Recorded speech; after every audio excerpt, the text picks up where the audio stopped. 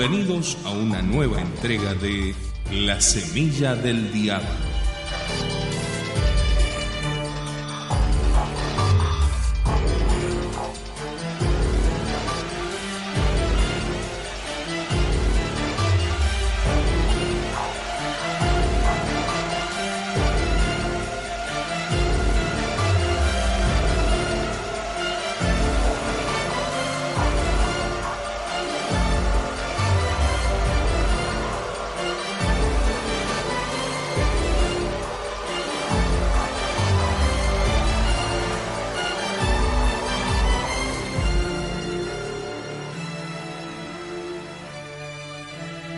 En el conjunto de los acontecimientos que jalonaron las invasiones de los bárbaros, se destaca un hecho de excepcional importancia, cuya consideración no podemos obviar y que tiene también carácter altamente simbólico.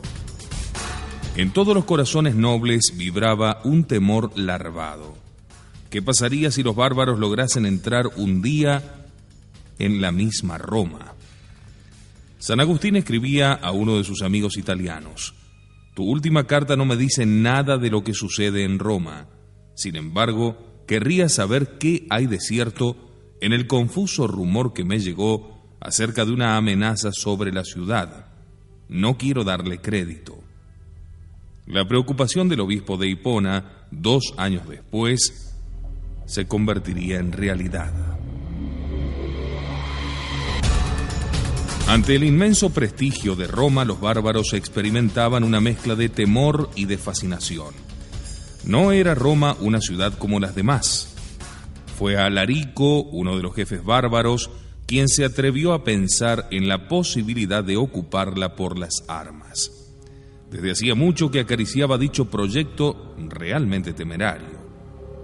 Cuantas veces oía el nombre de Roma, sentíase despertar en él los instintos primitivos del bárbaro, el gozo de la destrucción, el anhelo de poner fin con el filo de la espada a los destinos de una ciudad que se decía eterna, la idea, por fin, de un saqueo extraño, único en la historia, el saqueo de los tesoros del universo acumulados allí durante 10 siglos. En una suerte de embriaguez sacrílega, cuando pensaba en tal proyecto, su imaginación se exaltaba. Creía escuchar las voces que había oído antes en la soledad de los bosques sagrados de Panonia, soñando con la única gloria que entonces comprendía, la de la destrucción y la ruina. De hecho, se abocó a llevar a cabo su proyecto en medio de un silencio universal, silencio lúgubre y misterioso. Se ha dicho que a medida que se iba acercando a esas murallas consagradas por la gloria, el poder y el respeto del mundo entero, parecía presa de una agitación creciente. Tras un asedio cuya duración no conocemos, entró finalmente en Roma, al son de trompetas y cantos de guerra, la noche del 24 de octubre del año 410, en medio de una horrible tempestad. Si hubo alguna resistencia, esta fue rápidamente sofocada. El jefe bárbaro no incendió la ciudad, pero la entregó al saqueo y dejó cometer atrocidades durante 4 días seguidos.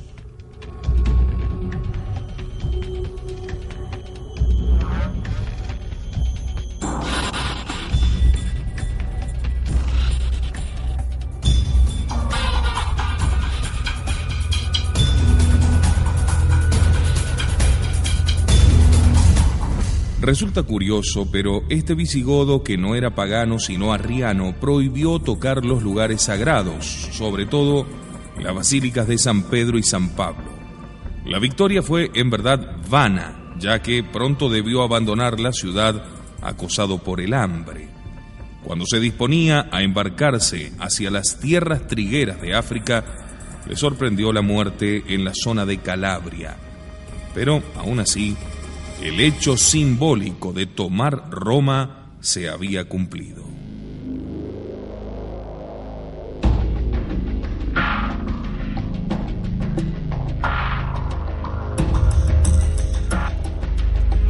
La toma de Roma fue uno de los eventos más resonantes en esta tempestad de las invasiones bárbaras. Máxime que dicha ciudad era considerada imperecedera, lo que constituía una convicción incuestionada e incuestionable. Era la fe de todos, una especie de dogma que resumía el credo de los ciudadanos romanos y se la encontraba en el verso de los poetas, en discursos de oradores, en los textos de las leyes y también en las oraciones de los fieles. Roma, según ese lenguaje, se llamaba ciudad eterna. Los bárbaros no tenían, por cierto, semejante certidumbre. Oriundos de otras latitudes, con otros paisajes y otras historias, excluidos hasta entonces de la felicidad romana, no tenían dificultad en comportarse como extraños.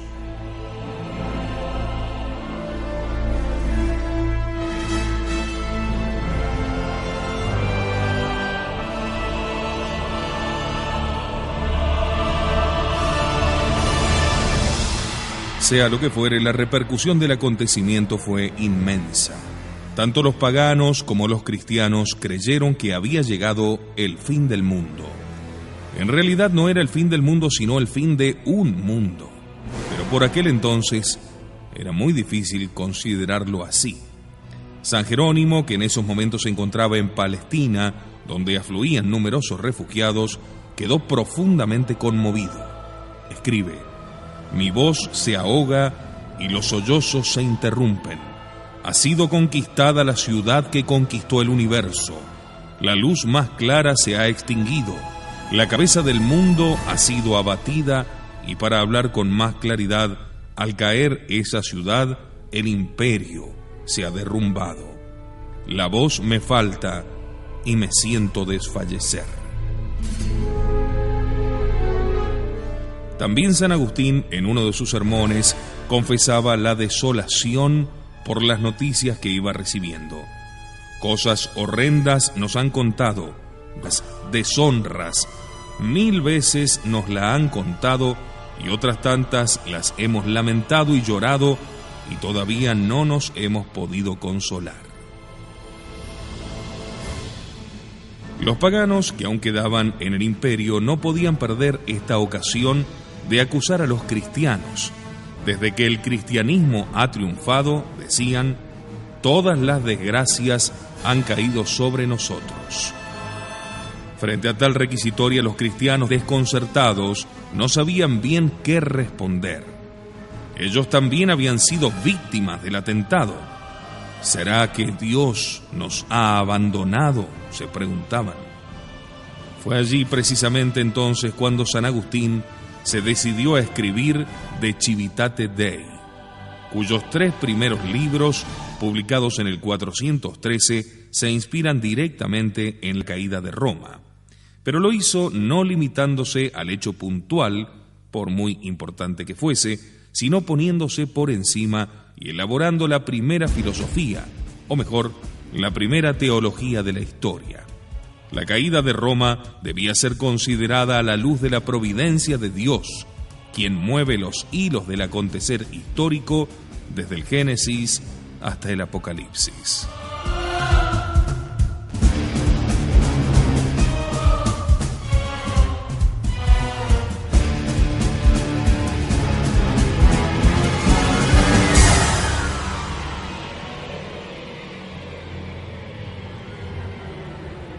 Hemos señalado que el modo como los bárbaros se comportaron al ocupar las distintas regiones del imperio se diversificó mucho de una a otra región, en un abanico que va desde la simpatía con el vencido hasta la crueldad sin límites. La instalación de los burgundios, por ejemplo, parece haberse llevado a cabo con un mínimo de violencias, y la de los francos sin vejación alguna. Sin embargo, con mucha frecuencia, al entrar en las zonas conquistadas, dieron pábulo a su propensión de saqueo y de incendio.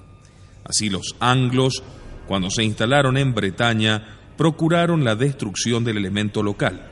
Y al referirse a Italia, el historiador Procopio señala que ésta quedó despoblada, con motivo de la invasión de Alarico.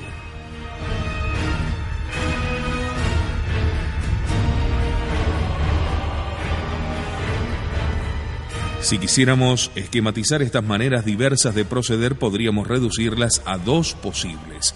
La primera, la más radical, consistía en destruir, simple y llanamente, todo lo romano, no conservando sino los cuadros administrativos en la medida que facilitasen la dominación de los vencedores.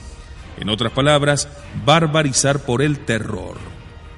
Entre los pueblos invasores, solo uno intentó sistemáticamente esta experiencia: el pueblo de los vándalos, el más feroz de los pueblos germánicos.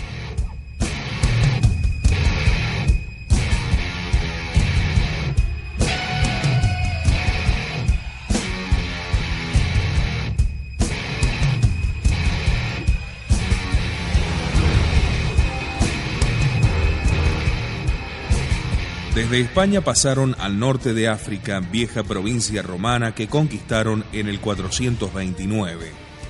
El rey Genserico, que era arriano, se veía animado por el clero de dicha herejía para llevar adelante su política opresiva.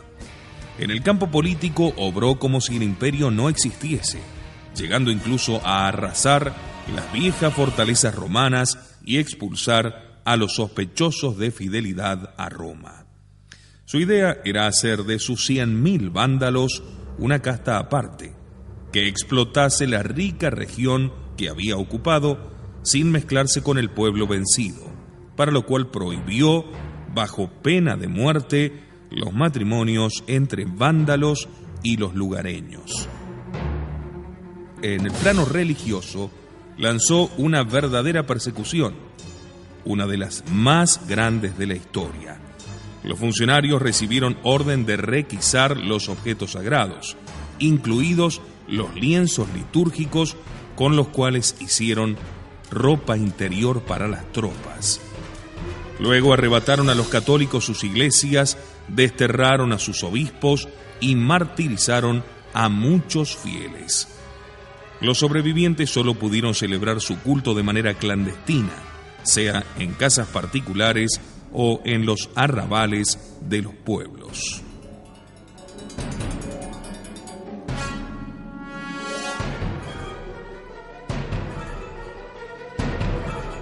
El hijo y sucesor de Genserico, llamado Hunerico, mostró al principio cierta mansedumbre, concediendo alguna libertad a los católicos y autorizando el nombramiento de un obispo para Cartago, vacante desde hacía 24 años.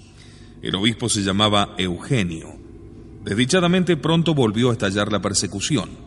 Acusado por Cirilo, obispo arriano, Eugenio fue encarcelado. Sufrió toda clase de suplicios. Luego lo trasladaron junto a miles de católicos a lejanos desiertos de arena, donde naturalmente muchos de ellos murieron. San Agustín nos ha contado los horrores que entonces se perpetraron: niños partidos en dos, vírgenes torturadas con hierros candentes en los senos, etc. Años más adelante, desterraron a 348 obispos, en consecuencia de lo cual no pocos murieron o fueron mutilados. A los cristianos de Tipasa se les cortó la lengua. Con lo que les quedaba de sonido, estos persistían en cantar himnos a Jesucristo, cuya divinidad negaban los arrianos. El sucesor del cruel Hunerico, llamado Gontamundo, trató a los católicos con más miramientos, pero no frenó del todo la persecución.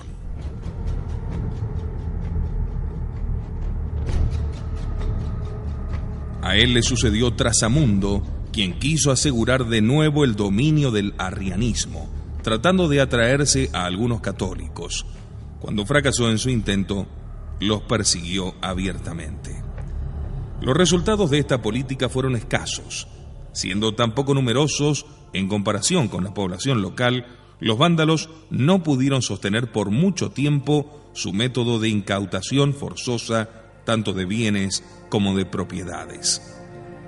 Ante la siempre amenaza del hambre, tuvieron que comprender que no podían suscitar tanto odio en la población.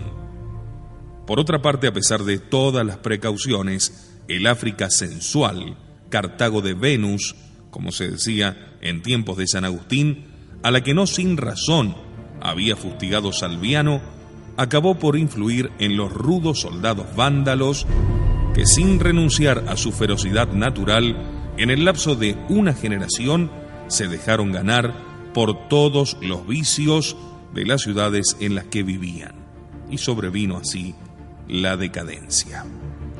Mientras tanto, un clero excelente y enérgico, en el que se destacan hombres como Fulgencio de Ruspe o Clodoveo de Cartago, sostuvo y organizó la resistencia antiarriana y antivándala. Sin embargo, las persecuciones no cesaron del todo hasta el 533, año en que el emperador Justiniano envió al general Belisario para que reconquistara diversas zonas del imperio. La inferioridad numérica de las tropas bizantinas que obtuvieron la victoria, eran solo 15.000 hombres, demostró hasta qué punto había fracasado el proyecto de los vándalos. Con todo, la Iglesia en África nunca ya volvería a recobrar su primitivo esplendor. La segunda solución posible consistía en intentar la fusión de los grandes valores de la romanidad con los aportes de los bárbaros, bajo la conducción de los jefes germanos que habían reemplazado a las autoridades imperiales, mostrándose la mayor consideración posible para con los vencidos. Esto en busca de una síntesis entre ambos elementos.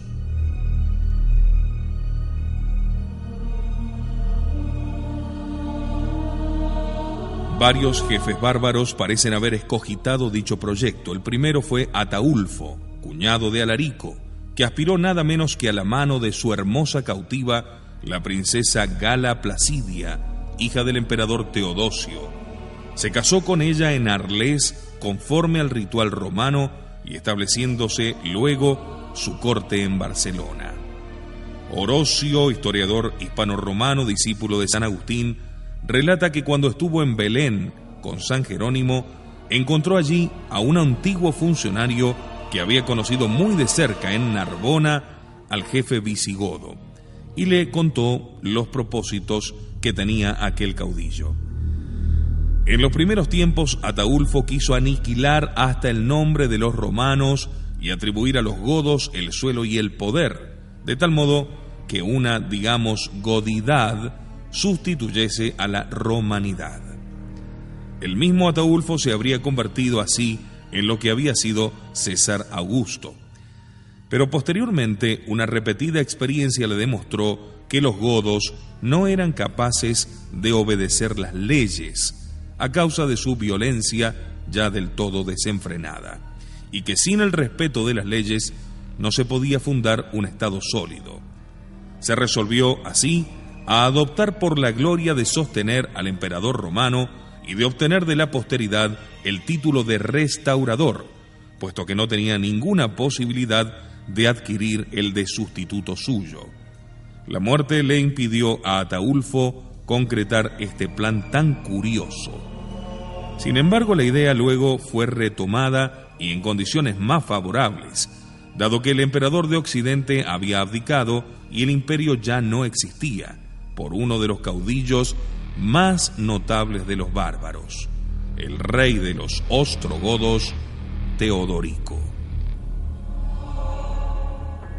Teodorico, que anteriormente había sido rehén en la corte de Constantinopla, hablaba correctamente tanto el griego como el latín, de modo que estaba iniciado en los valores de la civilización clásica. Al tomar el poder en la ciudad de Rávena, trató de llevar adelante el proyecto de armonizar los dos elementos de su reino, el godo y el romano. Gobernó durante muchos años, no menos de 33, extendiendo su señorío sobre Italia y Sicilia en occidente, así como sobre Panonia y Dalmacia al otro lado del Adriático, que eran las regiones originarias de los ostrogodos. Más aún, buscó extender su influencia fuera de sus dominios, desposando a sus hijos con reyes visigodos o burgundios, a su hermana con el rey de los vándalos y él mismo casándose en segundas nupcias con la hermana de Clodoveo, rey de los francos. Su reinado trajo prosperidad y grandeza, siendo tan prestigiado que, al acabar la vida, ejercía cierta tutela sobre la Galia meridional y sobre España, al punto que los mismos emperadores de Bizancio lo trataban con respeto.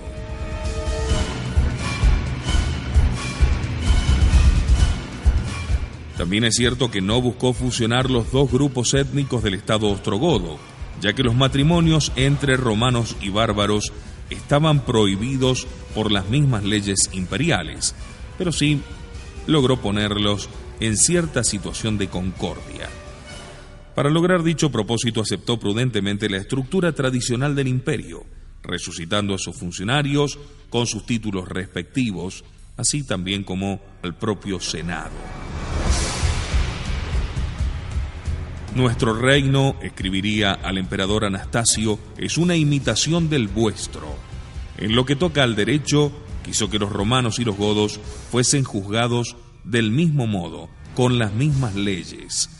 Declaró: no permitiremos que godos y romanos vivan según dos leyes diferentes, mientras nosotros los unimos en un mismo afecto. Y en otra parte también escribió: entre nosotros las reglas del derecho son las mismas para todos. La única diferencia que hay entre unos y otros es que los godos asumen cargos militares para que vosotros, romanos, podáis gozar en paz de los beneficios de vuestra civilización.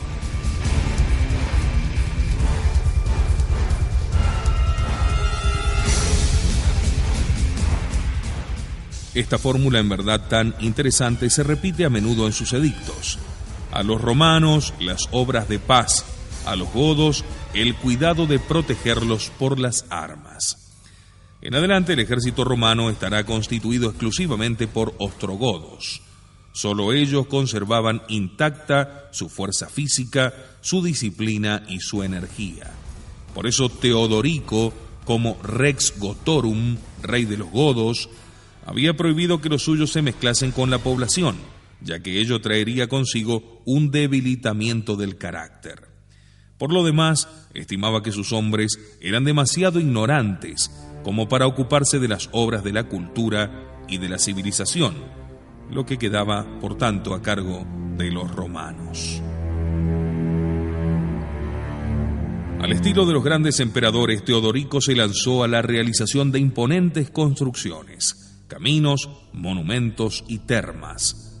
Si bien su corte residía en Rávena, no por ello dejó abandonada a la antigua capital del imperio. Cuando en el año 500 hizo su solemne entrada en la urbe para permanecer allí por 6 meses, entendía muy bien que dicho gesto estaba preñado de símbolos. Aquel día, a pesar de que el rey era arriano, salió el papa a su encuentro juntamente con el clero y el senado. Lo primero que hizo Teodorico fue postrarse ante la tumba de San Pedro. Luego se dirigió al foro romano y desde allí arengó al pueblo, exaltando las glorias de la urbe y asegurando que su único propósito era resucitar su antiguo esplendor. Se ha dicho que quizás el joven Benito, futuro santo, se encontraba en la multitud que aplaudía al rey de los romanos y de los godos. La ciudad de Roma estaba abandonada. Desde su entrada en la urbe dispuso limpiarla debidamente, restaurar los palacios imperiales del Palatino, reparar las termas, los acueductos y el alcantarillado de la ciudad.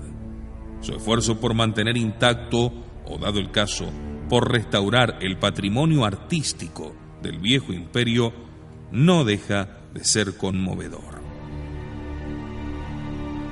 En cuanto a Rávena, trató de que fuese una fiel imitación de Bizancio, más aún una especie de rival. Todavía hoy podemos admirar los elementos monumentales por él levantados, como la iglesia del Espíritu Santo, el baptisterio arriano, San Apolinar Nuevo, su propio palacio y muchos otros lugares. Refiriéndose a los propósitos de Teodorico, un escritor decía: el reino ostrogodo de Italia es el único de los estados germánicos que ofrece a finales del siglo V y comienzos del VI el espectáculo verdaderamente extraño y paradojal de los desesperados esfuerzos hechos por un conquistador bárbaro para salvaguardar lo mejor posible el patrimonio de la antigua Roma.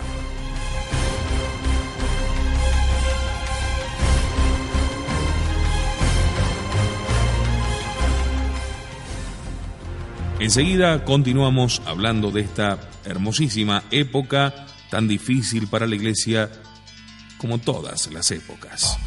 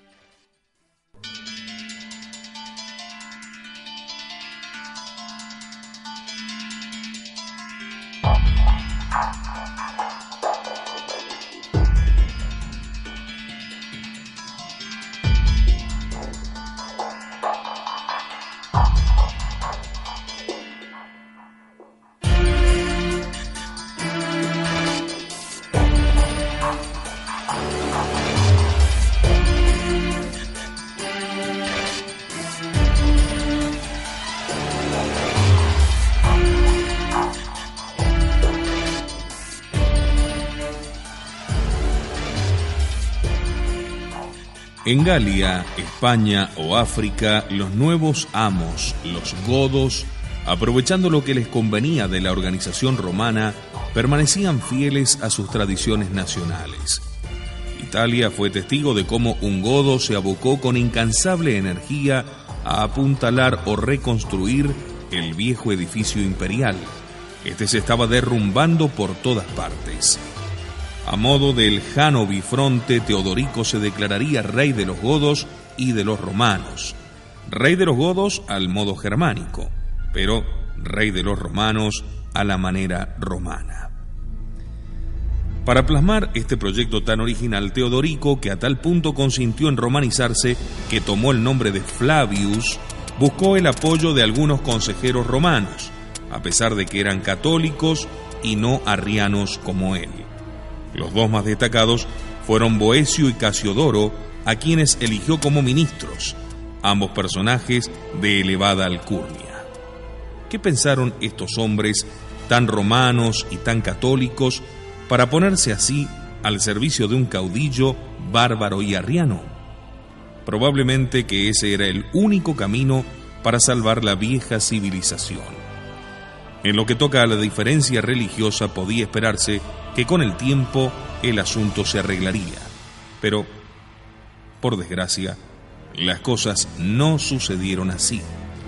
La política integradora de Teodorico se había fundado en dos equilibrios inestables. El primero de ellos era entre dos mundos todavía demasiado diferentes como para llegar a formar un todo compacto. Y Teodorico lo sabía. Por eso trató de lograrlo mediante la separación de las razas y la unión en su persona. Pero pronto advirtió que a los primeros reveses su persona misma resultaba cuestionada. Los ostrogodos estaban descontentos de no ser sino el brazo guerrero para defender al mundo romano al que odiaban. Los romanos seguían viendo en él al ostrogodo que era, al bárbaro que interiormente despreciaban. El segundo equilibrio que procuró fue en el campo religioso. Teodorico se había imaginado que podía armonizar el arrianismo de los godos y el catolicismo de los romanos, no comprendiendo que la fusión política era imposible sin la unidad de la fe. Este equilibrio resultó aún más inestable que el primero. Ante el fracaso de su designio, el rey se fue haciendo desconfiado e irritable. Cuando Boecio, deseoso de fundar mejor las bases de la civilización, intentó un acercamiento entre el Papa y Bizancio, creyó ver en ello una maniobra de los católicos contra él. Mandó entonces detener a su ministro y, después de haberlo tenido en prisión por 1 año, durante el cual el cautivo escribió aquel libro De Consolatione, que es la última obra maestra del pensamiento antiguo, lo hizo ejecutar. Casiodoro, por su parte, debió retirarse a un monasterio que fundó él mismo en el sur de Italia. A partir de allí, el rey, ya anciano, mantuvo una política de fuerza, al punto que le ordenó al Papa Juan I que fuese a Bizancio para reclamar la devolución de las iglesias arrianas y el retorno de los godos que se habían convertido al catolicismo, a su anterior fe. Como el Papa no triunfó en esa paradójica misión, lo confinó en un calabozo donde finalmente murió. Los puentes se habían roto. Como puede verse, tampoco la solución ostrogoda se mostró viable. Quedaba un solo camino, el tercero: el rejuvenecimiento de la vieja sangre romana por la joven sangre bárbara mediante la fusión de ambas razas. El medio de lograrlo se llamaba conversión. Justamente cuando el cadáver de Teodorico el Grande fue llevado a la estrecha rotonda bajo cúpula, que aún hoy se conserva en Rávena, hacía 30 años que otro jefe bárbaro, el franco Clodoveo, hasta entonces pagano, había entrado en la Iglesia Católica, recibiendo el bautismo en la Catedral de Reims. Tal sería la senda que conduciría al triunfo de la Iglesia. Sea lo que fuere, Teodorico pasó a la historia de los germanos como un héroe de epopeya. En cierta manera, su figura preanuncia la de Carlomagno.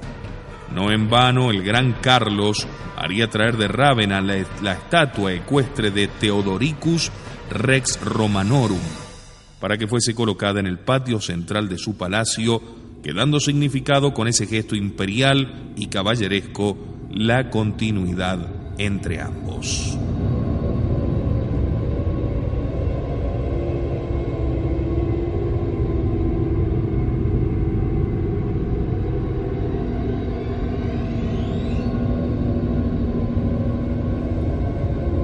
Como acabamos de insinuarlo, la Iglesia no permaneció en aquellos tiempos como mera espectadora de aquellos dos intentos de solución, el de los vándalos destructores y el de los ostrogodos integradores. Ambos proyectos habían fracasado. ¿Cuál sería el camino que tomaría la Iglesia? La conversión de los pueblos bárbaros, con la consiguiente inclusión de todos esos pueblos en una Romania ampliada. El derrumbe del imperio y la agonía del paganismo greco-romano supérstite dejaba el campo libre. Brotaba entonces un vehemente deseo de ganar para la Iglesia las almas de los invasores. Primeramente puso la Iglesia sus ojos en una de las tribus germánicas, la de los francos. La palabra franco significa etimológicamente atrevido, insolente, indomable. Esa tribu ocupaba solo una parte de la Francia actual, con bolsones en el norte y en el sur. Pues bien, el jefe de los sicambros, uno de los grupos que integraban dicha tribu, instalados en la zona que ahora ocupa Bélgica, se llamaba Clodoveo. Con escasas fuerzas, este caudillo logró vencer a otros jefes que ejercían su autoridad en el norte francés, mientras sus camaradas del sur se apoderaban de partes de España, Italia y otros lugares. Era Clodoveo un hombre cruel, un hombre vengativo, un germano de raza, de lengua, de costumbres, de temperamento, un auténtico guerrero, de formación puramente militar, educado desde chico por sacerdotes paganos, al son de las canciones de gesta de los bardos francos, cantos que, como todo príncipe germano, debía conocer de memoria. Por cierto que también él había recibido la influencia de la civilización romana, solo que no era arriano como casi todos los caudillos de las demás tribus. Él era pagano. Ordinariamente los jefes bárbaros que eran arrianos solían sentirse apartados de la población que lograban dominar, que por lo general era católica. El catolicismo era para ellos la religión de los vencidos, de los ocupados. Su actitud práctica podía variar y ser bonachona en los burgundios, discreta en los visigodos o perseguidora en los vándalos. Pero lo que no variaba era la distancia de todo lo que fuera católico. Clodoveo, no siendo arriano, sino pagano, era más pasible de ser convertido con mayor facilidad. Mucho más difícil es convertir a un hereje que a un pagano. Por eso la Iglesia decidió volverse hacia los francos. San Remigio, obispo de Reims, que tenía fama de taumaturgo y pertenecía a una de las familias aristocráticas de las Galias, le dirigió al joven caudillo una larga y hermosa carta, no solamente para felicitarlo por sus victorias, sino para darle a entender que la gloria de su reinado dependería de su acercamiento a las autoridades espirituales de la Iglesia. También le escribió San Avito, obispo de Vienne, una ciudad situada en la zona ocupada por los burgundios, junto al Ródano, un hombre en verdad letrado y de una gran autoridad, proveniente, al igual que Remigio, de una antigua familia galo-romana. La mujer de Clodoveo se llamaba Clotilde. Era una princesa burgundia de confesión católica, una joven pura y llena de fe. Se piensa que fue San Avito quien concertó esta boda con fines apostólicos. Tan pronto como San Remigio los casó, Clotilde comenzó a trabajar en la conversión de su marido. Pasaron 5 o 6 años. Los esfuerzos de la reina parecían inútiles. Clodoveo seguía aferrado a su paganismo. Sin embargo, cuando nació el primer hijo, permitió que lo bautizaran. Pronto el niño murió. «Mis dioses lo habrían curado y el tuyo no lo ha sanado», le dijo con fastidio a su mujer. Un segundo hijo vino al mundo y también fue bautizado. Su nombre, Clodomiro. Días después cayó enfermo, pero Clotilde rezó tanto que Dios escuchó sus ruegos. Sería un hecho bélico el que ganase a Clodoveo para el cristianismo.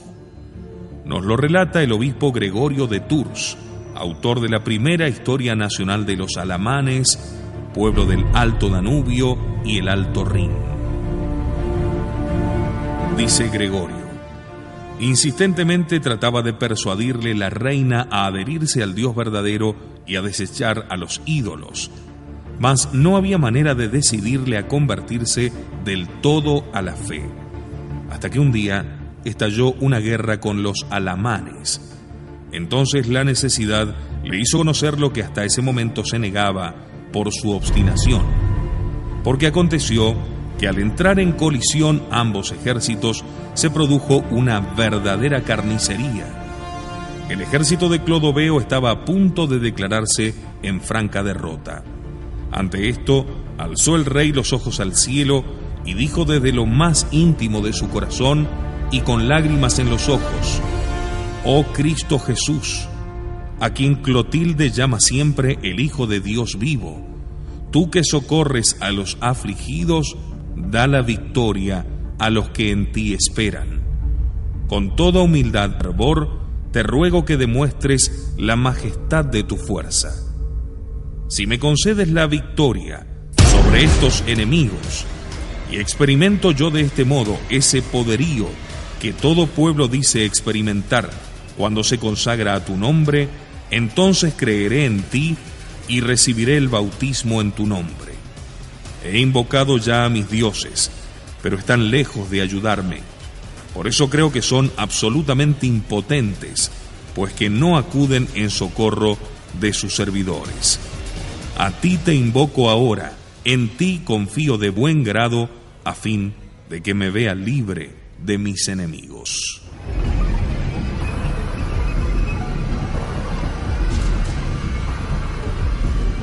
Clodoveo aún no había terminado de hablar. Los alamanes se volvieron y se dieron a la fuga. Entonces dio por terminada la batalla, arengó al pueblo, volvió en paz a su palacio y contó a la reina cómo había obtenido la victoria invocando el nombre de Cristo. Después de lo cual, la reina llamó secretamente a Remigio, obispo de Reims, y le suplicó que le fuese instruyendo al rey en el Evangelio del Salvador. El santo obispo lo llamó a su presencia y comenzó a insinuarle en secreto y poco a poco cómo debía creer en el verdadero Dios, creador de los cielos y de la tierra, y cómo tenía que destruir los ídolos que ni a él ni a ningún otro podían socorrer.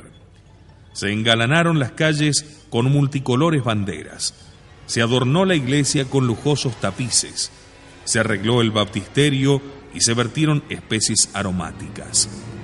Flameó luego el resplandor parpadeante de cirios olorosos y el sagrado y solemne recinto del baptisterio se llenó todo de él de un perfume celestial, y en tal medida colmó Dios a los suyos de gracias que se creían transportados a la gloria. El rey pidió al obispo que lo bautizara. Iba él al bautismo como un nuevo Constantino a lavar en el baño regenerador la inveterada mancha heredada de antiguo. Y cuando así avanzaba a recibir el bautismo, le dijo el santo con elegante modo: inclina humilde tu cabeza, Sicambro, adora a lo que quemaste y quema lo que adoraste. A continuación, el rey hizo el acto de fe en el Dios omnipotente, trino en personas, y fue bautizado en el nombre del Padre y del Hijo y del Espíritu Santo, y ungido con el sagrado óleo, trazándose sobre él la señal de la cruz de Cristo. Junto a Clodoveo se bautizaron más de 3.000 de su ejército y también 2 de sus hermanas.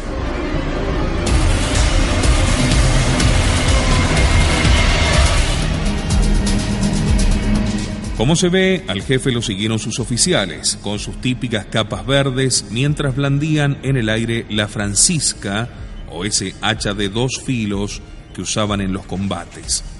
Los cronistas relatan que cuando San Remigio quiso proceder a la unción ritual con el crisma, desde el cielo se vio descender una paloma que llevaba en el pico la redoma que contenía el santo ungüento. Hagamos algunas observaciones a propósito del gran paso que dieron los francos. La primera es que la conversión del pueblo no fue el resultado de un examen particular hecho por cada individuo acerca del contenido de la fe, sino la decisión de seguir al rey, en virtud de esas relaciones tan personales, típicas de los germanos, entre el caudillo y sus súbditos.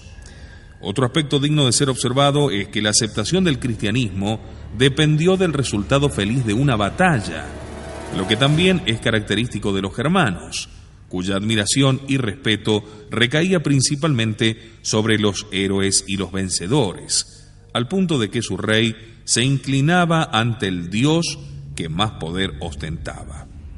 San Gregorio de Tours refiere que en las discusiones teológicas que Clodoveo mantuvo con San Remigio antes del bautismo, la objeción fundamental que ponía era que Cristo, dejándose crucificar, había mostrado que no tenía poder divino y por lo tanto no pertenecía a la raza de los dioses, es decir, no descendía de Wotan ni de Thor. Así se comprende el sentido de su voto. Si el dios de Clotilde le daba la victoria, él quedaría convencido. Puede parecer un argumento demasiado trivial, pero aún en la Sagrada Escritura encontramos situaciones semejantes, como por ejemplo cuando el profeta Elías, desafiando a los sacerdotes de Baal, apeló al mismo argumento. Por esto, santos como San Columbano, San Armando y San Bonifacio iban a recurrir a un argumento realmente contundente al hundir el hacha en los árboles sagrados de Germania, mientras desafiaban a todos los dioses que los castigasen si en verdad existían. Destaquemos finalmente el papel de la gran Clotilde en la conversión de Clodoveo. La historia de aquellos tiempos nos habla de otras muchas santas reinas que fueron esposas de reyes bárbaros arrianos, reivindicando la libertad de practicar su catolicismo y de tener en la corte un capellán católico, con lo que se convirtieron en los primeros apóstoles de sus maridos, así como en las formadoras de sus hijos. No deja de llamar la atención el hecho de que la mujer, que suele encarnar la delicadeza y el amor pudiese ser tan eficaz en aquellas épocas de tan crecida violencia. Pero volvamos a Clodoveo. Más cómodo, por cierto, le hubiera sido hacerse arriano, lo que traía consigo evidentes ventajas para un caudillo germano. Ante todo, la de pertenecer a una iglesia nacional en la que el rey iba a detentar la suprema autoridad.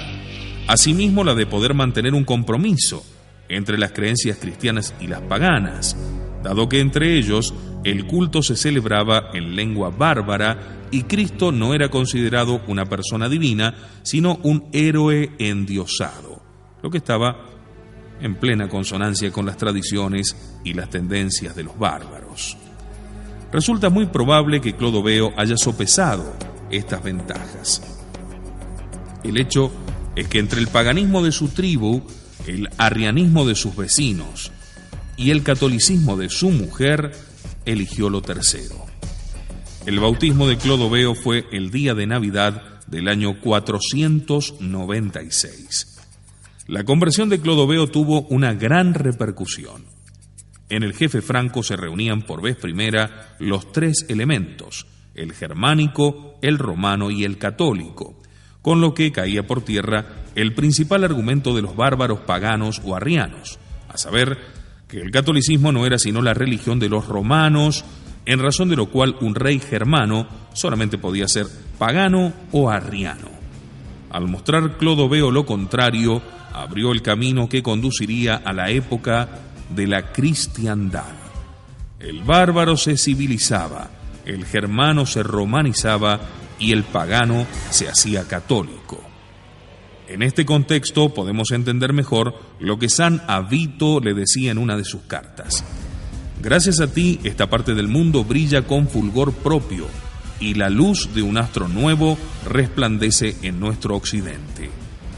El obispo de Vienne pensaba que el paso de Clodoveo iba a influir en el destino de la Galia entera.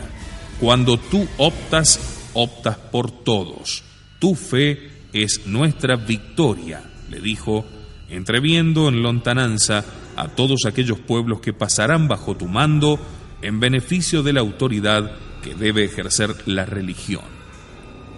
Como buen lector de San Agustín y de Orocio, San Avito se representó el futuro reino de Clodoveo como un concierto de pueblos que conservarían su fisonomía propia, pero que estarían unidos por el doble vínculo de la fe común y de la sumisión al mismo.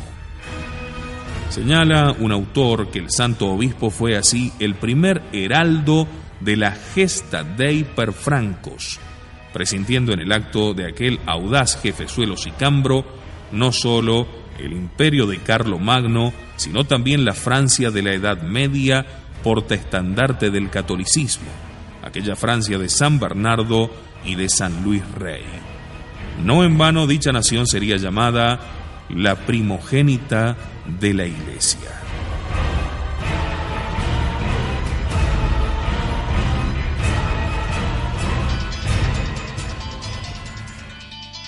Muchas gracias por su compañía en esta nueva entrega de La Semilla del Diablo.